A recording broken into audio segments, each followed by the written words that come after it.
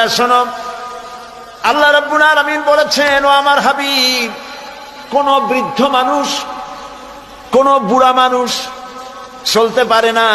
এই লোকটি যখন আমার দরবারে হাত তুলে যখন কান্দে আর বলে, আল্লাহ, আগের মতো রোজগার করতে পারি না বলে সংসারে আমার কোনো দাম নাই, আমি আগের মতো চোখে দেখি না, আগের মতো কানে শুনি না, আগের মতো দাঁড়াইতে পারি না, হাঁটতে পারি না, কোন জায়গায় মূল্য নাই, দাম নাই, আর তোমার কাছে যে আমি চাইবো সাহসও পাই না, কারণ বিগত জীবনটা নাফরমানি করে কাটাইছি।